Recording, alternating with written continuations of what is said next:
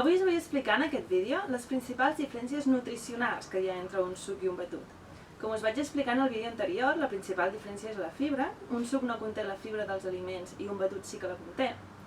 I per tant l'avantatge del suc, per exemple, és que al no contenir la fibra, els seus micronutrients, com les vitamines i els minerals, s'absorbiran més fàcilment a través de l'intestí i passaran pràcticament directe a la nostra sang. A més, al no requerir pràcticament digestió, doncs el nostre organisme podrà disposar d'energia per a altres funcions, com per exemple en la reparació de l'organisme. L'inconvenient per això és que els sucres simples de les fruites i les verdures s'absorbiran més fàcilment també i poden provocar pics de glucosa a la nostra sang. I això no ens interessa, perquè a la llarga es poden produir malalties metabòliques com la diabetis, per exemple, o augmentar el nostre pes. Els batuts, en canvi, que contenen la fibra, una de les funcions que fa la fibra és netejar els nostres intestins, ens ajuden a anar de ventre i arrastren els residus que hi poden haver.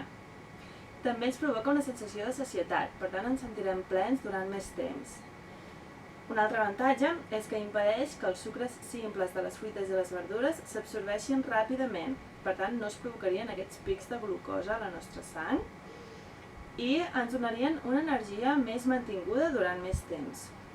L'inconvenient per això és que la fibra també pot impedir, en certa mesura, l'absorció d'alguns minerals, com per exemple el ferro.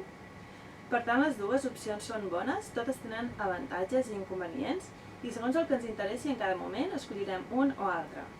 Per exemple, persones que s'aixequen amb poca gana, a primera hora del matí poden escollir prendre's un suc per despertar el cos, i en canvi persones que en algun moment tenen més gana o necessiten una energia més mantinguda, doncs poden escollir prendre's un batut. I bé, aquestes són les principals diferències. Espero que us hagi agradat el vídeo. Si t'ha servit, clica en m'agrada i comparteix-lo perquè pugui fer més vídeos com aquest. Gràcies!